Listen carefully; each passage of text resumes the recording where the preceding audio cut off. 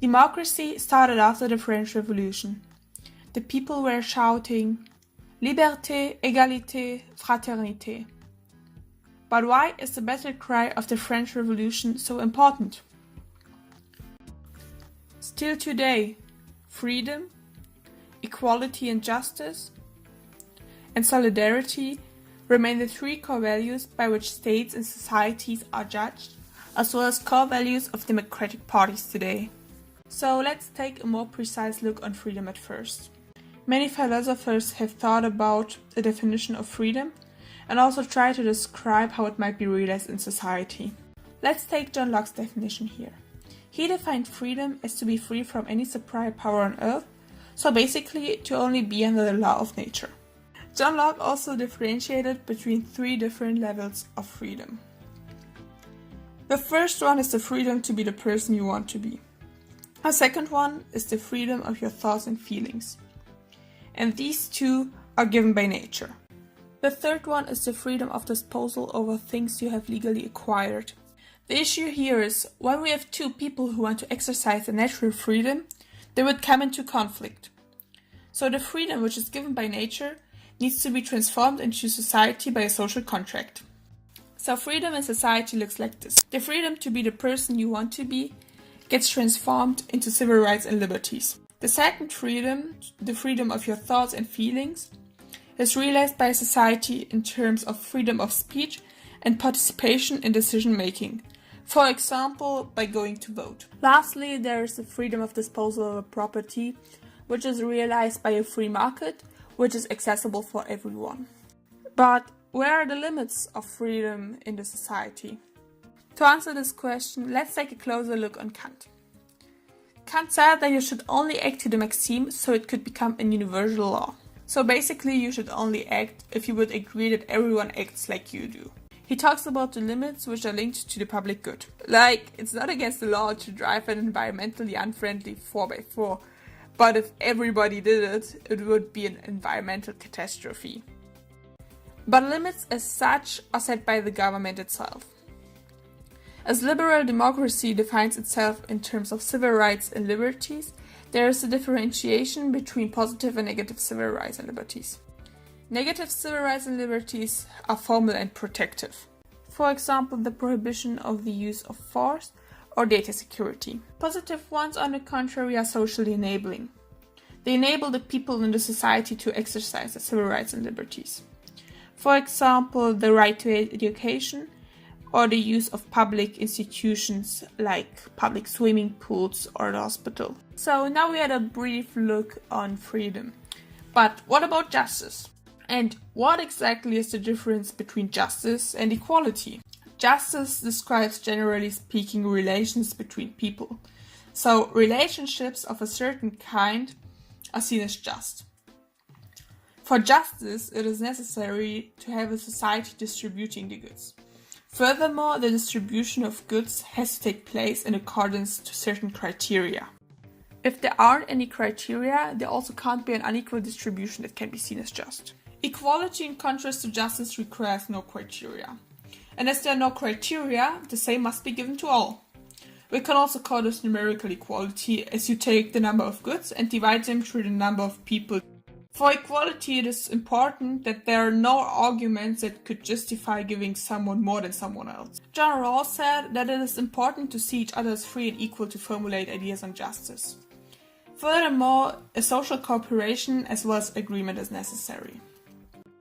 He also formulated two principles on justice. A lot of people could agree on the first and more important one, which says that everyone should have the same basic freedoms. So as we have talked about the difference between equality and justice, we now can have a closer look on justice again. Speaking about justice, we can differentiate between need-based justice and achievement-based justice. For need-based justice, as the name already says, there should be benefits for the persons who are really in need of such benefits. So we have, for example, healthcare or unemployment insurances here. Achievement or merit-based justice works differently. As achievement must be regarded, it is measured in terms of achievement of the individual. The problem here is that it automatically implies inequalities among the people in the society. Our last core value is solidarity. We can describe solidarity as a feeling of community and mutual responsibility which arises from common interests. Solidarity has great importance as it benefits a society.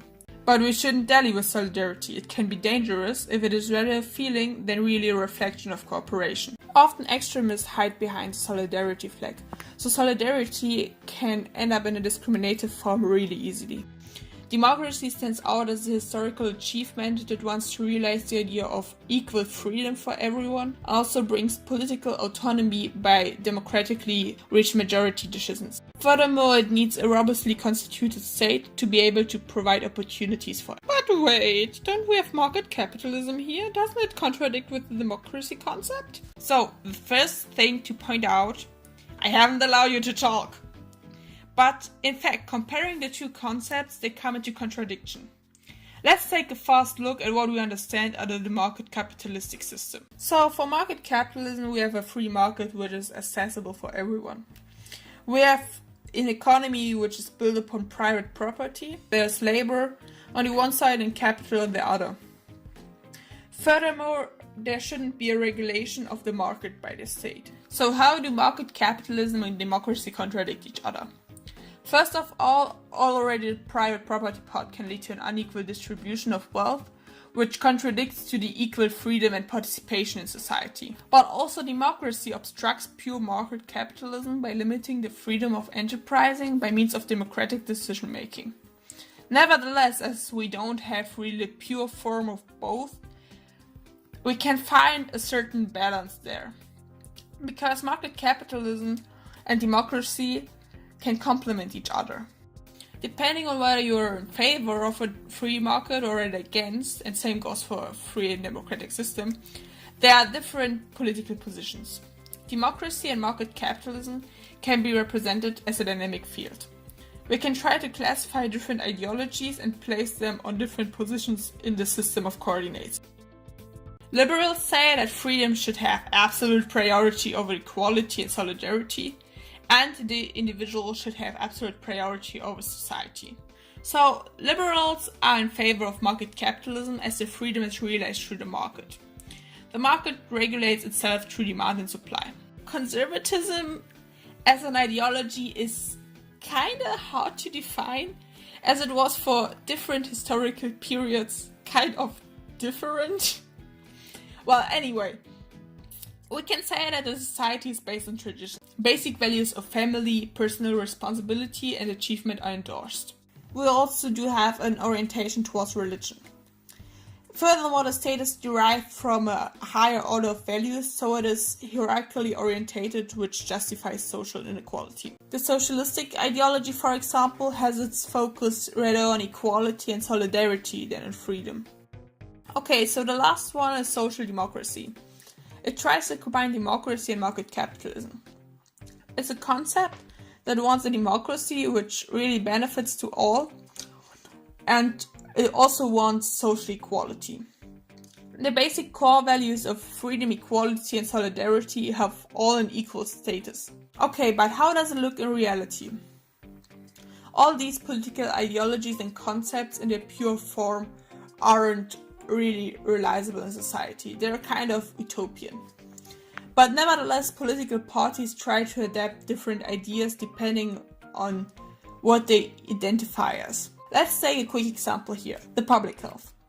The issue is, above a certain annual income, it is possible to choose a private health insurance. So basically, the more money you have, the better will your treatment be. So positions on the left are really in favor of this one. As someone would get a better health care as someone else, although they both are in need of it, it would automatically lead to an unequal distribution. Of course, liberal positions are here kind of different.